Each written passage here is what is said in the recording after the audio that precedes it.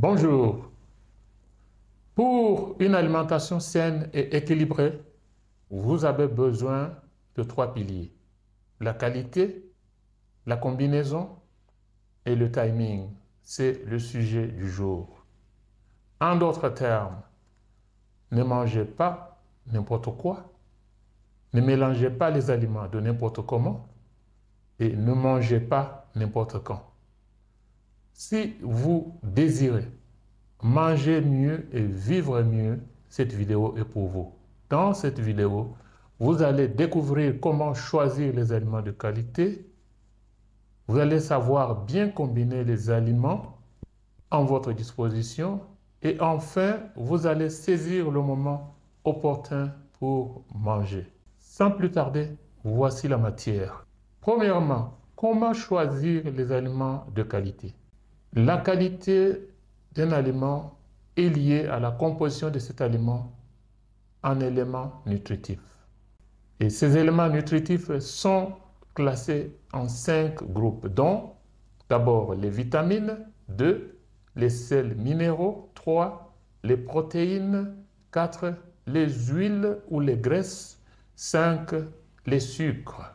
Les vitamines se trouvent dans les végétaux et les fruits, par exemple la vitamine C surtout, et la viande pour les vitamines du groupe B. Les sels minéraux se trouvent surtout dans les fruits et les végétaux. Les protéines sont abondantes dans les viandes, le lait, les légumineuses et les noix. Les huiles ou les graisses sont présentes dans les végétaux et les viandes. Les sucres sont abondantes dans les céréales. Bref, le règne animal et le règne végétal se battent presque à égalité pour fournir les éléments nutritifs dans les aliments. Mais les plantes prédominent dans la production de sucre et de sels minéraux. Les aliments d'origine animale produisent mieux des protéines et des vitamines du groupe B. Le match est très serré entre les deux règnes dans la production des huiles ou des graisses essentielles. C'est pourquoi vous devez combiner ces aliments pour une alimentation équilibrée à une certaine proportion. Comment savoir qu'un aliment est qualitatif? La réponse est simple. Vous n'avez pas besoin d'aller au laboratoire pour déterminer les éléments nutritifs dans un aliment. Une méthode simple dit qu'un repas qualitatif se présente en plusieurs couleurs, dont rouge, jaune, vert et blanc. La couleur rouge est le symbole des sels minéraux et les vitamines du groupe V. Le jaune est le symbole des sels minéraux. Le vert est le symbole des protéines et vitamines d'une manière générale. Le blanc, qui est la présence de toutes les couleurs, est le symbole de presque tous les éléments nutritifs. D'une manière générale, il existe bien d'autres substances qui influencent la couleur d'un aliment. Il n'y a pas de loi sur ça, mais servez-vous de cette logique pour choisir un élément selon sa couleur. Par exemple, le noix de coco qui est blanc contient des protéines, des graisses essentielles, des sels minéraux et des vitamines. Le lait, avec sa couleur blanche, est un aliment complet avec des protéines, des sels minéraux, des vitamines et que sais-je encore. Les céréales, avec leur couleur blanche, ont une quantité abondante de sucre.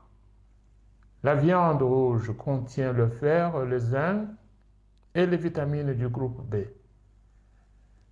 La betterave, avec sa couleur rouge, contient beaucoup de zinc et de fer.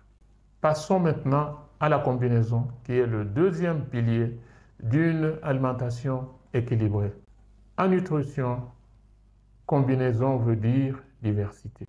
Plusieurs couleurs invoquent la diversité. Donc, évitez de manger toujours les mêmes aliments.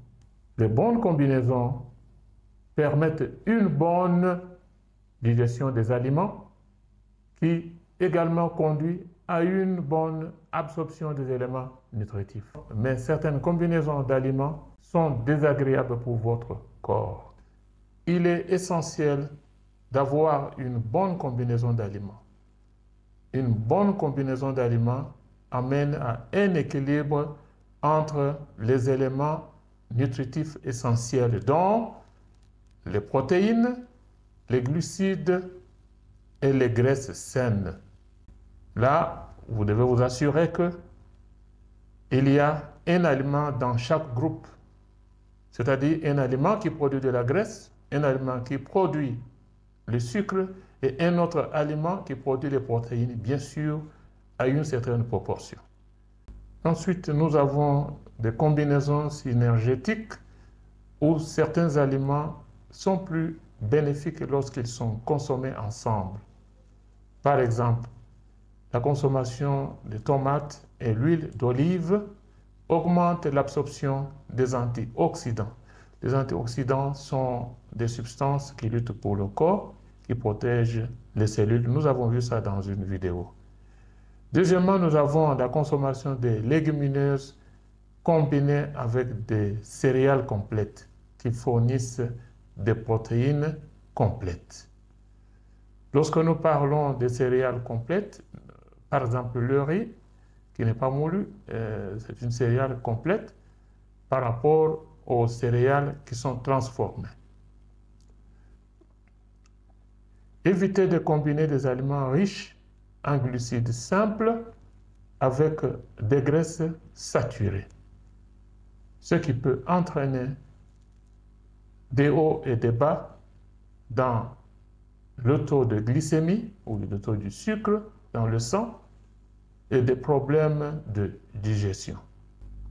Au vu de toutes ces théories, voici 5 combinaisons néfastes pour votre corps. Première combinaison néfaste, c'est le fait de manger les fruits avec des repas riches en protéines. Par exemple, mélanger les fruits frais avec des œufs ou de la viande est néfaste pour le corps. Parce que les fruits se digèrent rapidement, tandis que les protéines prennent du temps. Consommer des fruits avec des protéines peut entraîner des fermentations et des gaz intestinaux. La deuxième combinaison néfaste pour votre corps, c'est le fait de manger les sucres simples et les graisses saturées. C'est le cas de la plupart des produits de la pâtisserie, les beignets, les frites.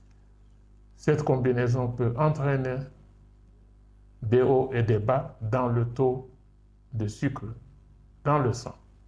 Ça augmente aussi le niveau d'insuline et favorise le stockage de graisse, donc l'augmentation du poids du corps. Parce que dans les pâtisseries, nous avons généralement les céréales qui sont très condensées en amidon et qui sont brûlées ou bien préparées dans l'huile, une huile qui est souvent une huile grasse saturée. Troisièmement, c'est la combinaison des légumes féculents avec des protéines animales. Ici, c'est très important de remarquer que les pommes de terre avec le poulet ou avec la viande ne vont pas ensemble parce que les pommes sont très riches, sont des féculents et le poulet est très riche en protéines animales. Quatrième combinaison, c'est l'alcool et les aliments riches en graisse. Boissons alcoolisées avec des aliments frits ou des plats riches en beurre, c'est une combinaison néfaste pour le corps. L'alcool ralentit la digestion des graisses, ce qui peut entraîner des indigestions. La cinquième combinaison néfaste pour votre corps, c'est le lait avec des aliments acides. Par exemple, le lait avec des agrumes, c'est-à-dire le citron, l'orange, des tomates ou des vinaigrettes acidulées. Donc, tous les fruits acides qui sont consommés avec du lait font une combinaison désagréable pour le corps. Parce que les aliments acides peuvent coaguler des protéines du lait, rendant la digestion difficile. Ceci peut entraîner les maux d'estomac. Maintenant, nous sommes arrivés au troisième pilier qui est le timing. On ne mange pas n'importe quand. D'une manière générale, il est préférable d'avoir votre déjeuner le matin avant les activités. Et ce déjeuner doit être précédé de l'eau et quelques jus, des végétaux ou des fruits. Ce déjeuner doit avoir de l'énergie nécessaire, des protéines nécessaires pour les activités de la matinée. Cela va faciliter la tâche à un dîner léger, un dîner tôt pour favoriser une meilleure digestion et un sommeil de qualité. Et optez toujours pour des amuse-gueules entre le grand repas. Et ces amuse-gueules doivent être composés de fruits frais ou de légumes fraîches. Évitons de manger très tard, au-delà de 18 heures, parce que le corps se prépare au repos. Et pendant le repos, le corps ne travaille pas 100%. Et si vous mangez, la plupart de ces substances ou de ces aliments ne seront pas bien digérés. Et ça va causer le maux d'estomac.